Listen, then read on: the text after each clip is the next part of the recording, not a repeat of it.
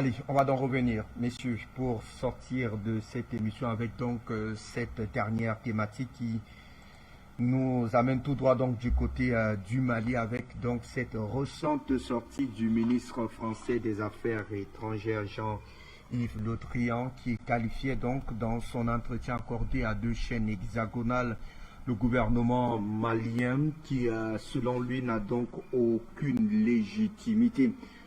Je crois qu'on va peut-être prendre 5 minutes de sa réaction et après qu'on reviendra sur ce plateau pour tenter de voir clair autour de cette sortie de Jean-Yves Le Drian.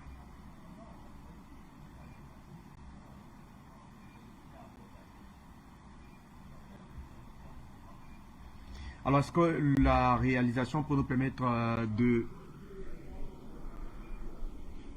Alors, Nathan, est-ce qu'on peut avoir juste 5 minutes de la réaction du ministre Jean-Yves Le Drian après qu'on reviendra en plateau pour donner... Monsieur le ministre, bonjour. Est-ce qu'il y a un risque de famine dans certains pays du Sud avec la perturbation très grave du marché des céréales et que peut faire la France pour empêcher la famine? Il y a un risque réel dans les céréales, à la fois le blé, le maïs, le tournesol, parce que l'Ukraine est un grand producteur et que c'est difficile aujourd'hui de cultiver en Ukraine, d'où des craintes majeures sur la sécurité alimentaire dans un certain nombre de pays. Je pense aux pays du Moyen-Orient, de l'Afrique en particulier, et d'où l'initiative qu'a prise le président de la République lors de la réunion du G7 à Bruxelles la semaine dernière, qui s'appelle l'opération Farm, qui consiste à prendre des initiatives dans 3 domaines différents. D'abord dans le domaine de la commercialisation, pour qu'il y ait plus de transparence, plus de fluidité sur les marchés, éviter le stockage, éviter la spéculation sur les céréales. Un dispositif de solidarité pour faire en sorte que les pays les plus en difficulté puissent être soutenus par des livraisons et que l'on permette au programme alimentaire mondial de faire son travail et de ne pas être soumis à la spéculation et au stockage pour pouvoir distribuer. Et puis aussi pour produire davantage. Tous les pays sont incités à le faire. Ce triptyque-là, il est majeur, il est initié par la France, mais il est repris aujourd'hui par l'Union européenne pour que l'on puisse être totalement solidaire et éviter ces risques qui ne sont pas pour demain matin, mais qui sont malheureusement pour après-demain. Depuis 2 mois, monsieur le ministre, les militaires maliens, les miliciens présumés du groupe russe Wagner sont rendus responsables par les Nations Unies et Human Rights Watch de graves exactions dans le centre du Mali. Est-ce que vous confirmez ou pas ces informations? Tous les éléments que nous avons, y compris les ONG qui ont enquêté sur le sujet, y compris les Nations Unies, montrent que finalement la présence de Wagner au Mali, c'est quoi? C'est des exactions et la limitation des libertés publiques. Vous en savez quelque chose? C'est ça, cette allusion à la suspension des émissions de RFI et France 24. Bien sûr, c'est le nouvel autoritarisme qui fait que la junte au pouvoir est prise un peu en otage aussi sur ces points par la force Wagner. Donc Wagner, qui était réputé devoir être une force de libération, c'est une force d'exaction et de prédation. Et en plus, il se sert sur les ressources propres du Mali. C'est pour ça que c'est très grave. Il y a 2 mois, l'ambassadeur de France à Bamako a été expulsé par les autorités maliennes. Est-ce que tout dialogue avec Bamako est rompu ou est-ce que Emmanuel Macron parle avec le chef de la junte malienne, le colonel Assimi Goïta? Ce gouvernement n'a aucune légitimité. C'est un gouvernement issu d'un coup d'État et c'est un gouvernement qui pour l'instant ne met pas en place les formes de reconnaissance légitime qu'il pourrait avoir du peuple malien. Nous travaillons, nous, avec la CEDEAO, pour lutter contre le terrorisme. Parce que ce qui va se passer, c'est une réarticulation complète du dispositif français et du dispositif européen. Et que la décision de réarticulation, de repositionnement, de réorganisation a été prise par les Européens et par les Africains ensemble au mois de février dernier. Non seulement les pays du Sahel, mais désormais aussi les pays du Golfe de Guinée, puisqu'on voit des percées, une porosité de l'action des groupes terroristes dans le nord de ces pays. Alors, la France va se redéployer au Niger. Est-ce qu'au Niger, on ne risque pas de se heurter au même problème qu'au Mali, c'est-à-dire un sentiment anti-français? Non, c'est pas du tout comme ça que ça va se passer. La France ne va pas se redéployer au Niger. Nous nous réorganisons ensemble. Quand j'ai dit nous, ce sont les Européens et les Africains. Pour faire en sorte que les 4 piliers de ce qu'on appelle les accords de Djamena,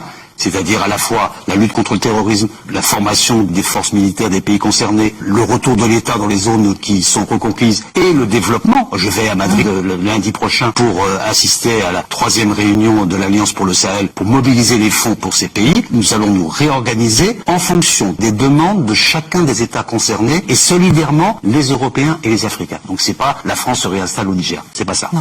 Au Niger, il y aura une demande. Il y aura une demande, mais européenne. Merci, Monsieur le Ministre, de nous avoir accordé cet entretien sur nos 2 chaînes, France 24.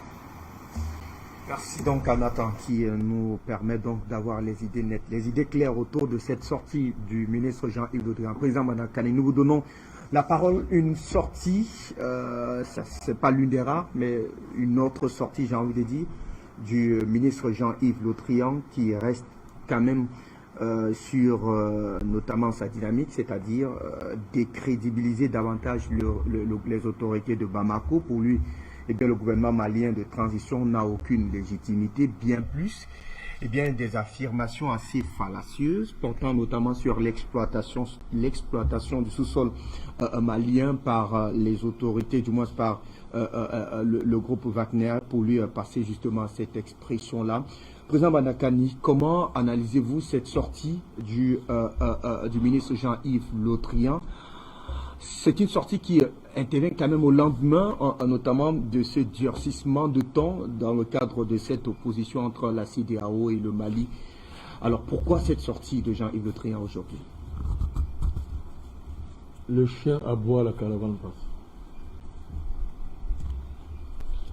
Je répète, le chien aboie et la caravane passe. C'est qui? Vous voulez qu'on parle de qui?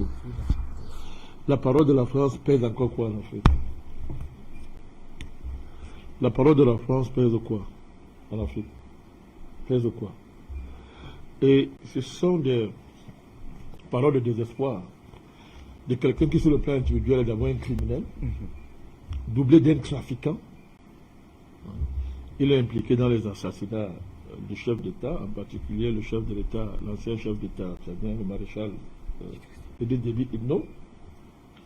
C'est un trafiquant, il a la tête d'une mafia bretonne, là-bas, dans le Bretagne, où sa famille est une famille mafieuse. Et il est impliqué dans des trafics, n'est-ce pas, d'influence au Mali, qui lui a permis de gagner le marché sur le passeport malien, vous le savez. Tout à fait. Et d'ailleurs, une action en justice a été intentée par la société civile malienne à propos. Donc, sur le plan individuel, c'est un minable individu, qui relève de la pègre politique, sur le plan individuel. Donc, un type aussi désespéré,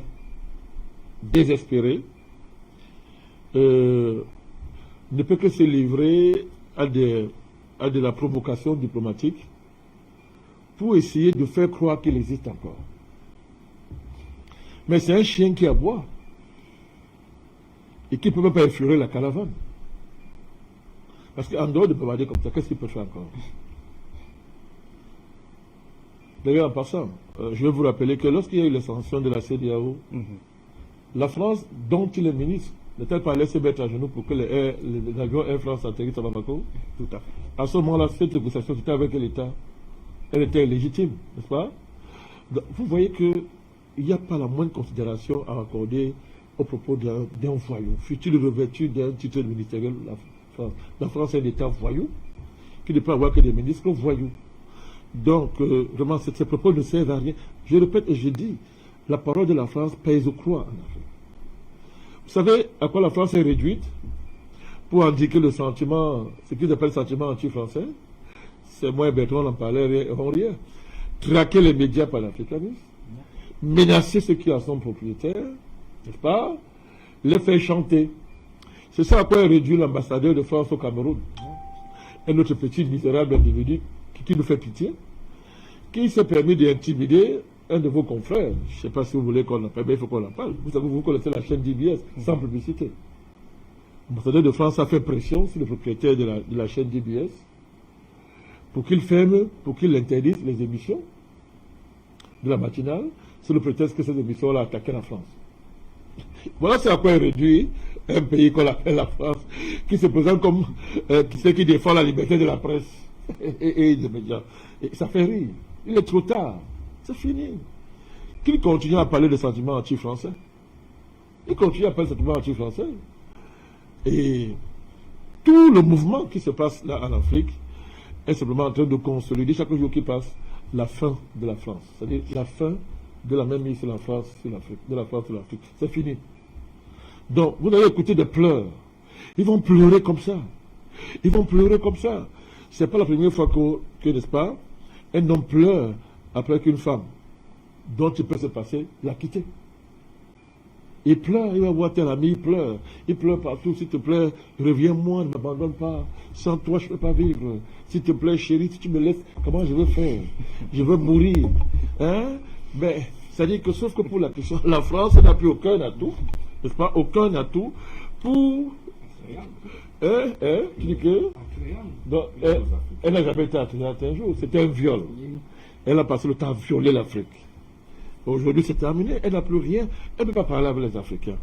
Donc, le discours de ce voyou, c'est un discours voyou qui ressemble à celui qui le prononce, c'est-à-dire un parfait voyou, qui est réduit à vociférer, à insulter pour masquer l'impuissance. Mon cher Ndom, les faits sont là. En moins de 8 ans, il y a eu un renversement du rapport. Le rapport de force entre le Mali et la France. C'est ça la réalité. Et ça, la réalité, à moins de 8 ans, la France qui régnait au Mali il y a 8 ans, aujourd'hui, est chassée. Ne peut même pas parler avec le ministre malien. Elle est chassée.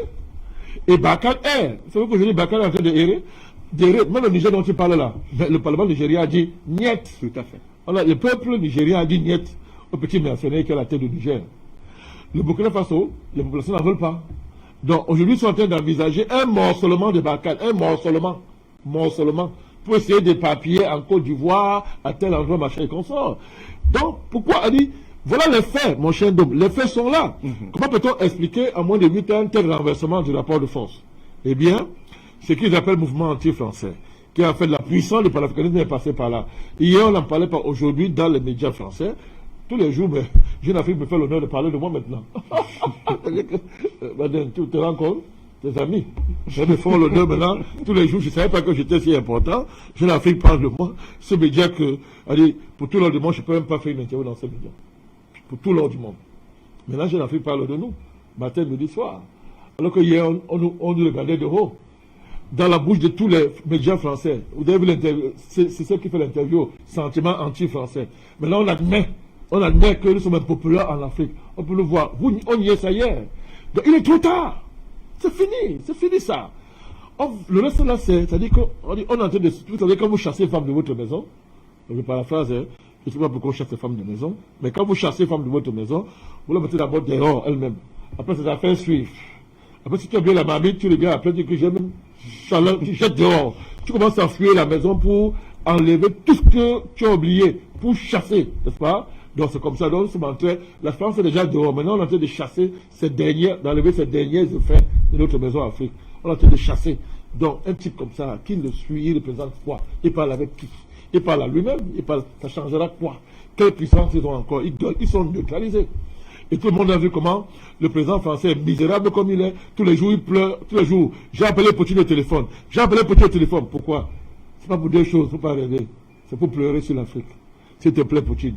Tu peux faire une médiation entre moi et ces gens? Tu peux faire une médiation? S'il te plaît. C'est tout ça. Parce que c'est terminé, c'est fini. C'est terminé, c'est fini. Donc, c'est pour masquer l'impuissance. C'est-à-dire, l'impuissance géopolitique réelle est morte, on vocifère. Comme Sergei Lavrov a appelé ça aux Français lors d'une interview, il dit, votre symbole sur le coq. Et du matin au soir, vous faites cocorico. Du matin au soir, vous faites cocorico. Cocorico pour ne rien faire. C'est ça. En fait, monsieur le Dian fait cocorico. Hein? Cocorico matin au soir, il fait cocorico pour ne rien faire.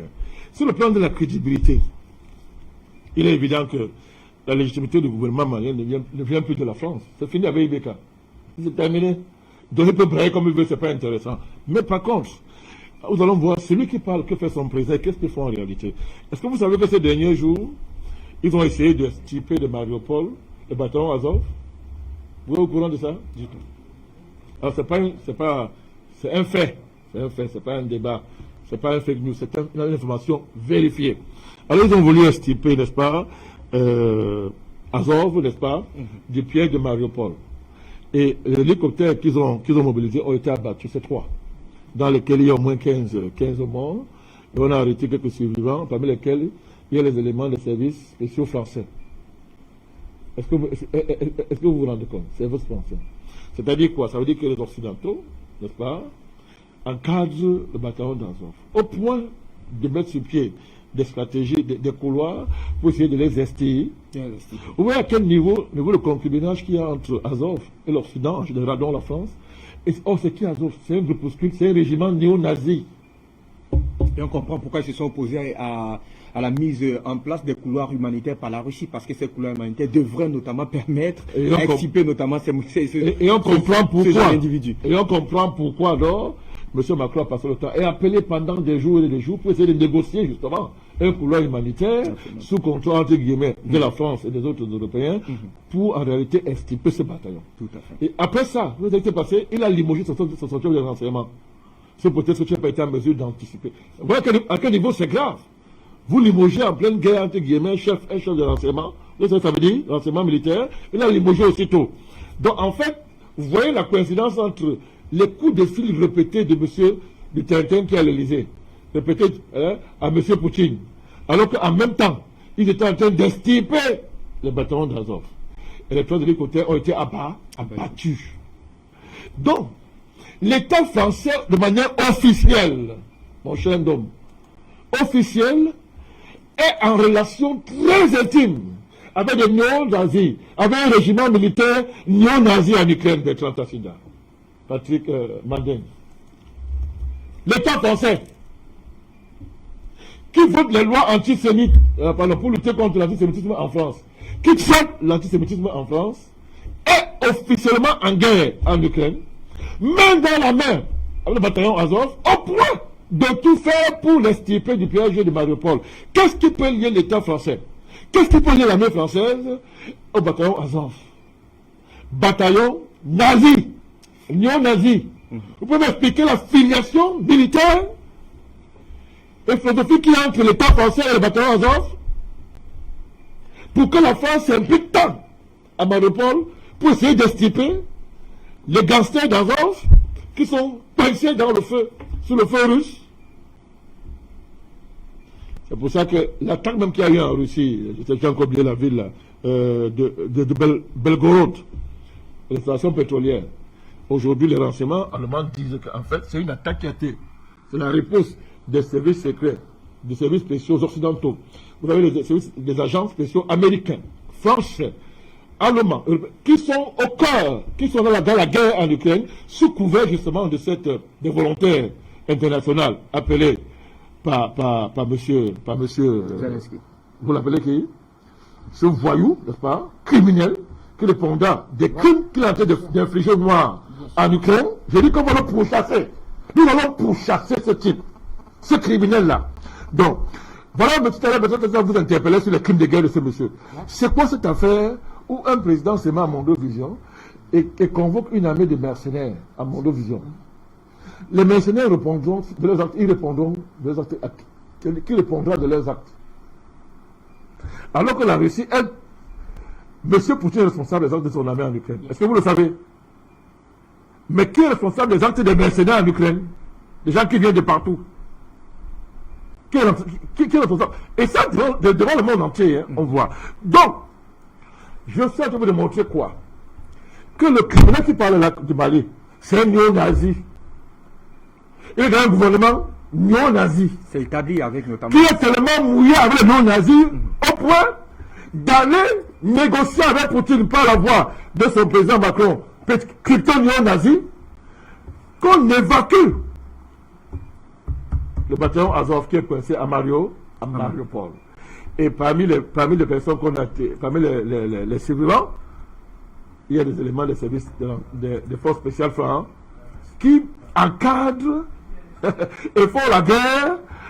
Comment on dit ça? C'est-à-dire, comment on dit ça? C'est-à-dire, co-combattants avec Azov, n'est-ce pas, contre les forces russes en Ukraine.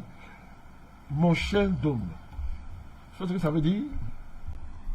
On a démontré avant, pendant que la guerre, quand ils attaquaient Poutine, pour dire que c'est lui l'agresseur. Nous avons démontré comment, en Ukraine, ces bataillons, ils sont près de 100, écoutez-moi bien, 130 000 incorporés dans l'armée ukrainienne. Qu'est-ce que ça veut dire? Ça veut dire une armée incorpore près de 130 000 néo-nazis. Et ils sont parmi les plus performants de l'armée ukrainienne. C'est-à-dire la force de frappe de l'armée ukrainienne, ce sont les néo-nazis. Pour la presse occidentale, ce sont des soldats, on va dire, nationalistes. C'est comme ça qu'ils sont considérés de ce côté-là, président Manak. Eux-mêmes s'appellent néo-nazis. C'est la propagande des médias français. Je vous ai dit tout à l'heure, les journalistes occidentaux seront jugés devant un tribunal de guerre. Ce sont des criminels. Vous les appelez journalistes, ce sont des criminels. Non les considérez comme tels. Ce sont des criminels. Si vous continuez à leur accorder le crédit, ça n'engage que vous. Pour nous, les journalistes occidentaux sont des criminels. Et il y a des faits, la liste est très longue, n'est-ce pas, de leurs faits criminels. Donc, je suis en train de vous dire que l'armée ukrainienne, mon cher Doum, est composée, quand on dit les bataillons ukrainiens, ils sont près de 150 000. Vous vous rendez compte? Dans une armée? Et on continue à vous dire que non, vraiment, c'est un groupuscule, c'est pas un État nazi. À ce niveau-là. Et nous avons démontré ici que ces bataillons d'Azov étaient entraînés avant la guerre, depuis le Maïdan, sont entraînés par les Français, les services secrets français, américains, anglais, tout ça. C'est eux qui les forment. Les encadrent. Alors, vous me dites quoi? Si une armée d'un pays a à son sein 120 000 néo-nazis, qui ne se cachent pas d'être tel, cet État, il est quoi? Il n'est pas l'État néo-nazi? Parfaitement. Et quel est l'allié de Zelensky? Un des principaux alliés de Zelensky s'appelle qui? La France. Et la France a pour ministre des Affaires étrangères ce voyou qui parle là, qui donne les leçons au Mali. Il parle de Wagner. Mais Wagner, qui est une fiction, une rumeur, mais le fait de l'étroite collaboration entre l'État français et le bataillon Azov, néo-nazi, est établi aujourd'hui. Tout à fait. Quelle leçon un minable comme ça veut donner à l'État malien? Quelle leçon de morale politique ce minable peut donner à l'État malien? Azov tire sa légitimité de quoi?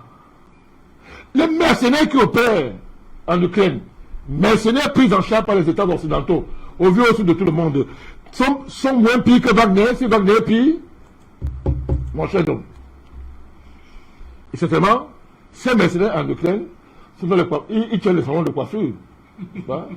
Ils coiffent les femmes en Ukraine, ils coiffent les hommes en Ukraine. Ils sont des coiffeurs, n'est-ce pas? Vous voyez les consistances, celui qui parle?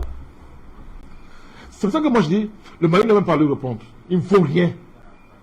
Il ne vaut rien. Vous voyez sa consistance. C'est-à-dire, il a les yeux fixés sur Wagner, mais il est aveugle sur Azov. Où son patron est impliqué, a dit que mourir jusqu'aux os. Apporter encore la preuve, s'il fallait encore que l'essence de la France, l'État français, c'est un État nazi. C'est un État nazi. Ah oui. Et c'est eux qui nous ont dit que Hitler était le mal sur terre. C'est eux qui nous ont dit ça. Et pas nous qui avons dit. Ils ont dit que Hitler c'est le mal sur eux. Qu'un être humain sur la terre devait à aucun moment flirter avec l'idéologie d'Hitler, de près ou de loin. Mais là, on n'a pas fait une idéologie d'Hitler. On a fait un bataillon militaire qui exalte Hitler, qui en a fait. Hitler est le père et la référence spirituelle, morale, idéologique de ce groupe nazi. Azov. Et ce n'est pas le seul qui existe en Ukraine, mon cher Doum. Et la France parraine ce groupe. Le président soutient un voyou qu'on appelle Zelensky. Ils nous ont dit que Zelensky était l'honneur de l'humanité. Mélenchon l'a dit. Tous les hommes politiques français ont magnifié M. Zelensky. Il parle devant tous les parlements européens. Et pendant qu'il parle là, son armée est composée à pratiquement près de la moitié de néo-nazis. Et lui-même, il est juif. Écoutez bien, hein? Zelensky est juif. Et son armée est composée de néo-nazis. Vous voyez la réconciliation devant vous, pour ceux que je faisais de voir, entre les juifs et leurs bourreaux. Mais on vous dit tous les jours de tuer, de haïr tout ce qu'il y a de près ou de loin lié à M. Hitler. Mais devant vous là, le président ukrainien juif est l'ami des néo-nazis. Mais en fait, il n'est pas l'ami. En fait, le bataillon Azov et Taleb Mandela va mieux parler de ça s'il veut, est la continuité d'une vieille généalogie nazie qui opère en Ukraine depuis les temps hitlériens, Deuxième Guerre mondiale. Et donc le père sévère, c'est M. Bandera. Stéphane Bandera. C'est pas une improvisation. Donc vous avez une souche nazie, authentique. C'est-à-dire en Ukraine, qui pousse ses racines depuis le temps d'Hitler. Et ils sont connus. Et l'État ukrainien a passé le temps à l'entretenir. Aux yeux et aux yeux de l'Union européenne, qui prétend avoir des valeurs à travers cette... Oh mon Dieu. C'est-à-dire, ce truc-là qu'on appelle ici, là, qui parle aux Africains. C'est-à-dire, ils ont des valeurs qu'ils défendent. Qu'il s'agit du Mali, on a des valeurs. En Afrique, il y a des valeurs. Mais leur vraie valeur, c'est la solidarité nazie qui les lie à cette souche nazie qui parle de Bandera. Bandera, c'est pas Bandera, jusqu'au bataillon A, Azov. Honte à la France. C'est une honte. Et son représentant parle du Mali. Il est assis devant des criminels déguisés en journalistes. Il parle du Mali. Il insulte l'État malien. Il n'arrive pas à voir qui il est. Il n'y a pas pire malade qui ignore qu'il est malade. Il n'y a pas pire nazi qui ignore qu'il est nazi. Mon cher Ndoum, le Mali n'a jamais collaboré avec les nazis. L'État malien a des valeurs. Mon cher Ndoum. Donc les Africains, on les a ouverts, ils les gardent. Qui m'a dit qu'ils ne savaient pas en Afrique? Qui m'a dit ça maintenant? Vous avez en face de vous l'État français, une fois de plus. Puis en flagrant délit du nazisme. Mais qui ose donner des leçons. C'est pour ça que la France ne peut aucun avenir en Afrique. D'accord. Elle ne peut pas changer, elle ne changera jamais. C'est essentiellement un État nazi. Et les Africains ont combattu Hitler. Non seulement pendant les deux guerres mondiales, ils vont continuer à combattre Hitler, qui a pris le visage de la France. Et des gens comme l'Occident, les Africains vont les combattre tout ça. C'est ce que la terre soit dénazifiée. Merci à vous, Président Banakani. Alors, je me retourne vers vous, Bertrand Tatinda, pour tenter de comprendre notamment cette posture que prend désormais le ministre Jean-Yves Le Drian. On a quasiment l'impression dans sa sortie qu'il se substitue au peuple malien, très d'ailleurs perturbé par l'état de santé et ce que traverserait le peuple malien dans cette période assez, on dira, assez difficile, passez-moi l'expression, Bertrand Tatinda. Alors, dans ce qu'il dit, notamment l'une de ses sorties qui m'a particulièrement moi tiré quelques sourires, il dit quasiment que la force Wagner se sert des ressources propres du Mali aujourd'hui pour et ce qui justifierait d'ailleurs davantage sa présence du côté du Mali. Quelle appréciation faites-vous aujourd'hui, Bertrand, de cette sortie de Jean-Yves Le Drian? Nous sommes très déçus de voir qu'un pays comme la France a à sa tête de sa diplomatie quelqu'un que je qualifierais d'être un ignorant. Vous savez, c'est le président Ouad qui avait eu cette réflexion que j'avais trouvée intéressante au lendemain du fameux discours, ce chef-d'œuvre de discours raciste. Vous voyez justement le lien avec le président Banda qui parle de nazis, prononcé par le président Sarkozy à Dakar, où il expliquait que l'homme noir n'est pas rentré dans l'histoire. Et le discours avait été rédigé par un de ses conseillers qui s'appelait Henri Guénaud. Et le président Ouad avait une réaction très intéressante de dire aux Africains, fâchez pas. C'est un discours d'ignorant, rédigé par un ignorant, lu par un ignorant.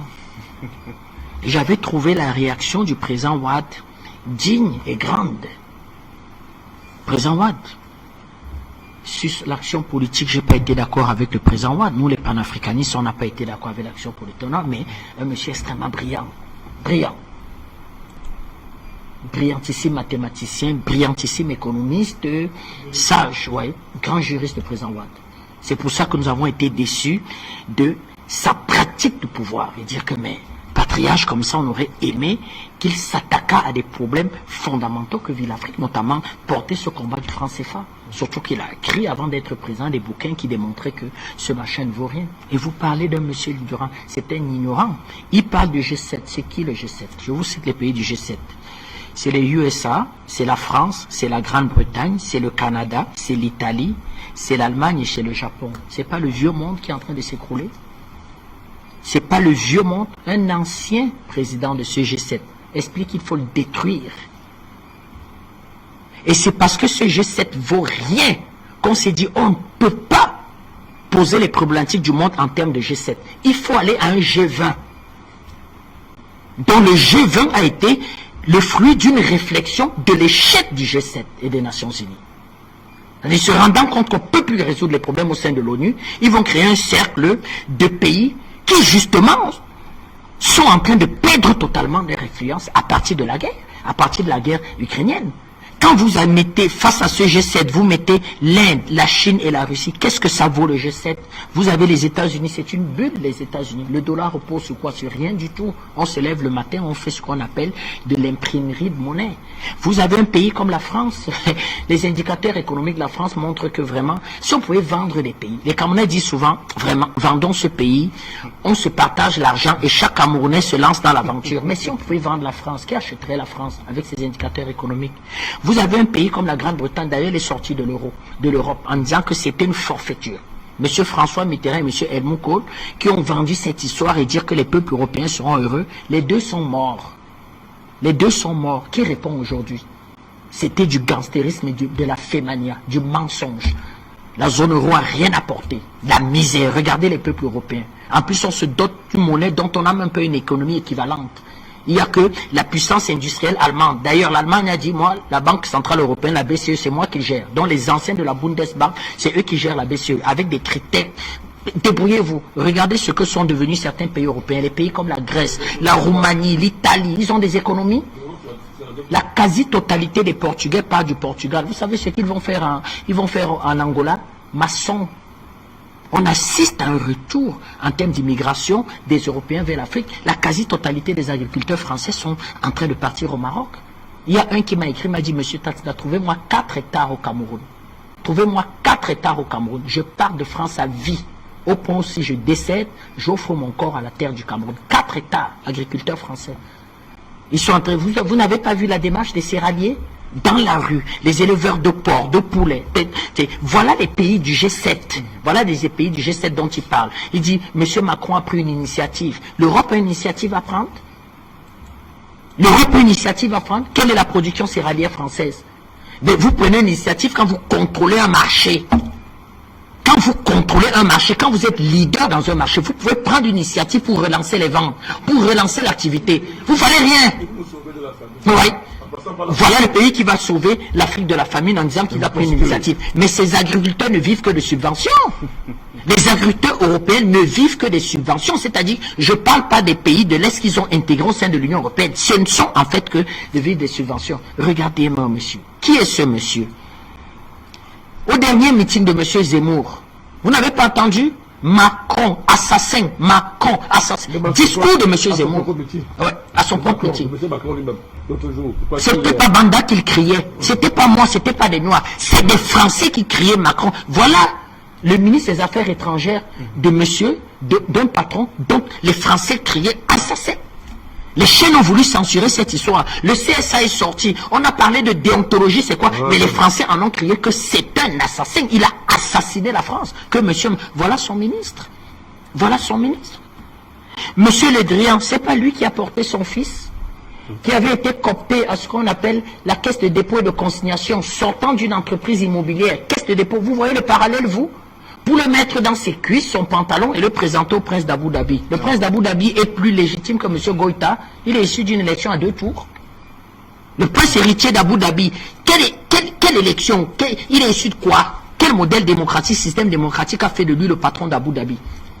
Mais lui, il a porté son fils, dont personne n'a jamais su pourquoi le présenter. Et il était accompagné de qui? De M. Sorsini, qui était chef du renseignement français. Vous voyez les barbouzes, c'est-à-dire qu'on prépare son fils, il prépare son fils à la barbouzerie, c'est-à-dire se dire que laisse tes histoires d'agence immobilière là, viens t'intégrer dans une forme de barbouzerie, laisse-moi te porter, te coopter. Voilà des amitiés pour toi, M. Sorzini, qui crée ce qu'ils appellent des sociétés d'intelligence. C'est quoi? C'est le crime, c'est le sang, c'est recycler l'argent sale. Et c'est quoi une société d'intelligence? C'est quoi une société d'intelligence?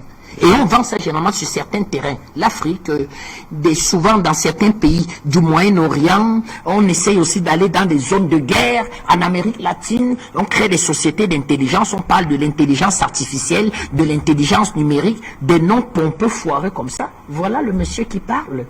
Voilà le monsieur qui parle. Vous ne vous servez pas du lobbying qu'il a fait pour s'octroyer un marché et porter des intérêts privés des sociétés bretonnes. Parce qu'ils appartiennent à ce qu'on appelle un G30. Des patrons bretons qui respectent pas tout à fait la loi et qui doivent être portés par ce qu'ils appellent des cabinets de lobbyistes. C'est quoi un cabinet de lobbyistes? Donc voilà le monsieur qui parle à l'Afrique et qui se donne des grands airs. Monsieur Le Drian se donne des grands airs. C'est une réponse d'un pays sérieux. Et c'est ce que j'expliquais. Que quand vous êtes un pays sérieux, quand vous avez encore un peu d'influence, vous interférez de façon avec grandeur, avec humilité sur les problèmes. Quand il y a eu des problèmes d'endettement, même sur cette histoire qu'il voulait vendre à l'Afrique, de savoir des droits de tirage spéciaux, Xi Jinping a souri et il a dit attendez un peu. Dans cette histoire, j'ai mon mot à dire. Et regardez de quelle façon Xi Jinping règle sa relation avec l'Afrique. Et c'est nous qui disons souvent aux Africains qu'on ne peut pas s'asseoir devant un monsieur comme Xi Jinping sans avoir amorcé une réflexion de profondeur.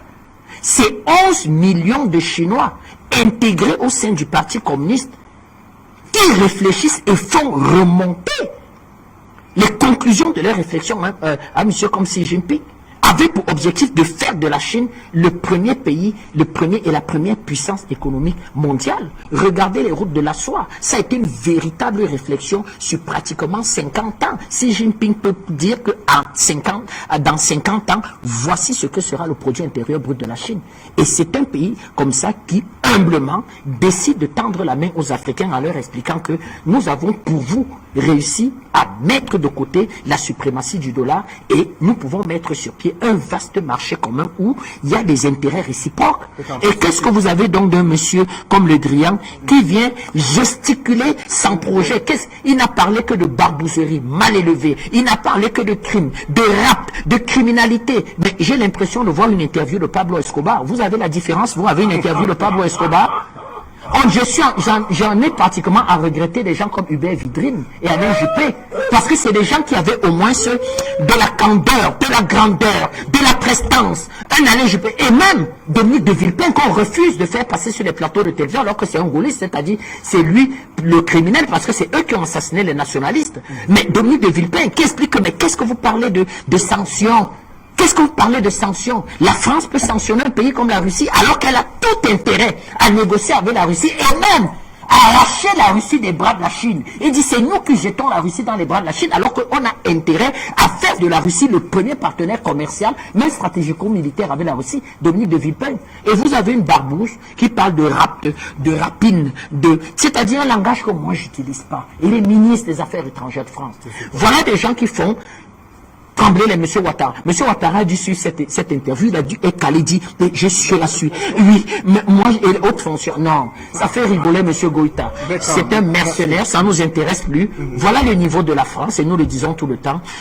Ça ne peut que nous attacher un peu de mépris et de rire. C'est parce que, monsieur Dom, vous êtes un grand journaliste, vous demandez qu'on commande. Nous, on ne commande plus ça. Nous, aujourd'hui, nous commentons comment le nouveau monde peut se réorganiser et les nouvelles ambitions africaines, en quelque sorte, pour tirer nos États. Merci. Henri Diabaté, nous sortons définitivement de ce programme. Il est donc désormais question de comprendre avec certainement quelques faits historiques, comme vous savez bien le faire, notamment cette sortie du ministre Jean-Yves Le Drian. Que doit-on finalement retenir, effectivement, même si pour Bertrand, il y a quasiment rien de bon dans tout ce qui a été dit? Mais il n'y a rien de bon, moi je ne sais pas.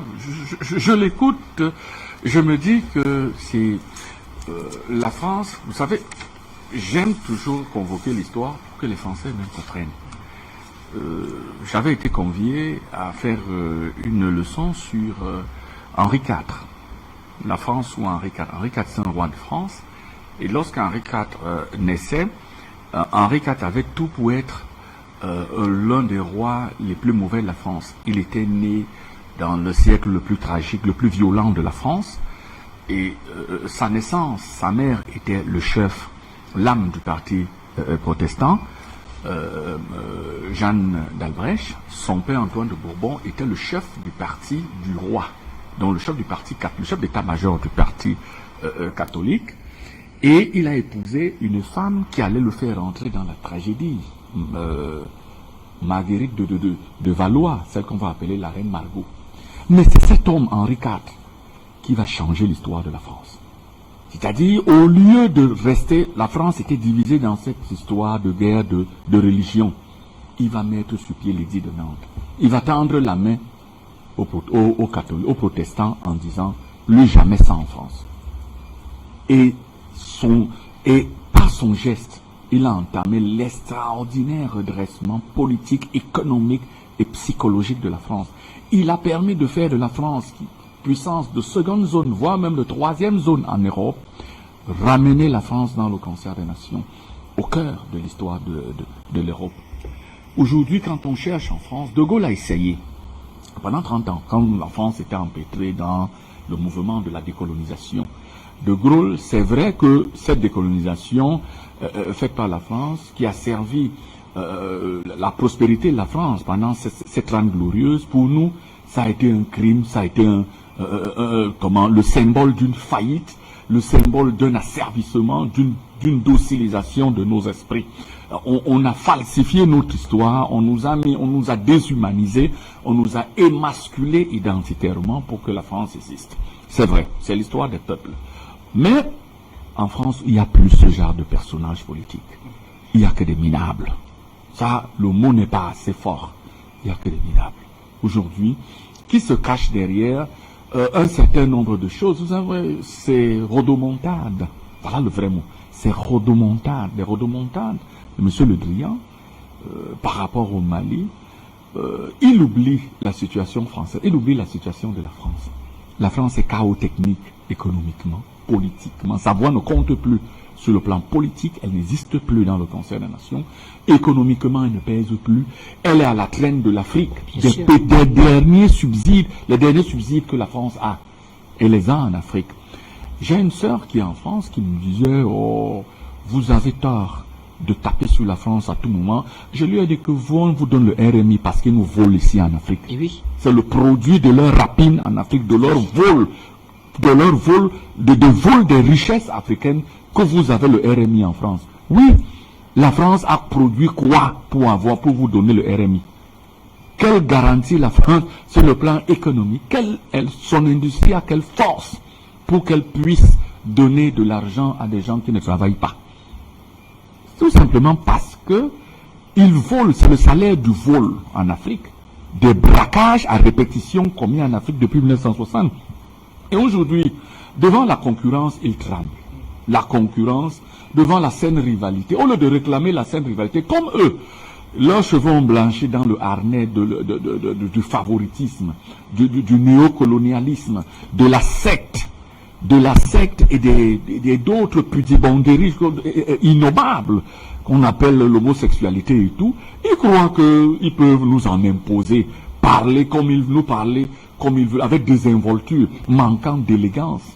La petite élégance, on a entendu le président Macron quand il s'adresse au président africain. Et Le Drian est dans la même veine. Il s'adresse n'importe comment aux Africains. Les Africains ont des dirigeants qui sont chez eux et qui se battent pour recouvrer la souveraineté de leur peuple, l'intégrité de leur territoire, préserver l'aveugle, l'orphelin, les enfants. Oui, donner à manger, soigner ils s'attellent à soigner leur population, offrir de l'éducation, de la dignité à leur population. Il parle, il dit que pour lui, ce sont de grands enfants. Oh, ils sont dans les bras des Russes, ils sont maternés, bercés par les Russes. Les Russes, c'est des voleurs, ils se servent sur la bête, ce sont des criminels. Oui, il parle de Wagner, il ose parler de Wagner. Je vais vous dire, lorsque les forces françaises sont à Bangui depuis 1960. Il y a une base militaire française à Boire. Il y a des soldats en poste avancé à Bangui. Mais je vais vous dire, le type de violence qu'il y a eu en Centrafrique ces 60 dernières années est incroyable. Près de 6 coups d'État. Un sous-développement chronique. Une pauvreté endémique. Rien. Tous les signaux étaient au rouge. Je vous assure, la violence était incommensurable. On mourait à Bangui tous les jours. J'ai eu la chance, l'honneur, la grâce d'être en Bangui à la veille de l'élection présidentielle en 2020. Je vous assure, tous les jours, je dormais à 3 heures du matin. Je n'ai pas entendu un seul coup de feu à Bangui. Un seul coup de feu.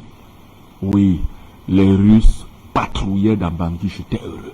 J'allais même dans les quartiers chauds. Pendant que RFI annonçait à PK12, il y a les coups de feu, oulala, à l'entrée de Bangui, il y a les rebelles, on est allé à Bangui.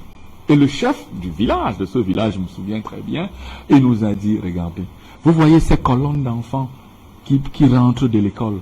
Est-ce que vous, parents d'enfants, vous pouvez prendre le risque d'envoyer votre enfant à l'école lorsqu'il y a l'insécurité, il y a des coups de feu? Donc vous comprenez que c'est pas vrai ce que les gens racontent. Donc c'est l'empire du mensonge. Et ça a été repris par des médias. Ici au Cameroun, à Douala, il y a des médias, des journalistes, des gars des radios qui reprenaient en disant ça chauffe à Bangui, on tue à Bangui.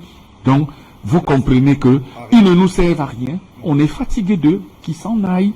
On est libre, on est suffisamment grand. Si à 60 ans, après 60 ans d'indépendance, on n'est pas suffisamment grand pour nous prendre en main, mais qu'ils nous laissent dans les bras de Boko Haram, des djihadistes, on va les massacrer. Qu'ils nous massacrent, oui, qu'ils nous massacrent. N'est-ce pas qu'on nous dit que si tu es en danger et que tu sais que tu es en danger, donc tu n'es plus en danger. Donc c'est quand tu es en danger, tu ne sais pas que tu es en danger, que tu es en danger. Donc laissez-nous avec Boko Haram, laissez-nous avec les djihadistes, laissez-nous avec les bandits. Oui. Nous, on va lutter contre eux. Français, rentrez, go home, rentrez chez vous.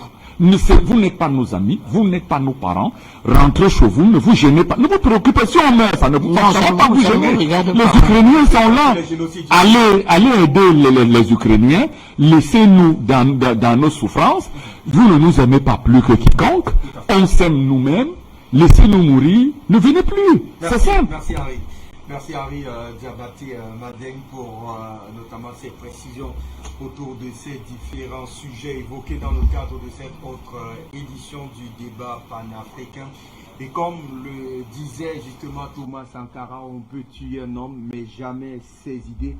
Merci monsieur pour vos idées qui vont nous permettre très certainement de construire une Afrique assez forte mais surtout qui pourra rivaliser d'adresse face aux nations qui ne veulent surtout pas son bien. On se dit, on se donne rendez-vous dimanche prochain pour une nouvelle édition du débat panafricain. Très bonne suite des programmes. Juste après moi, la deuxième partie.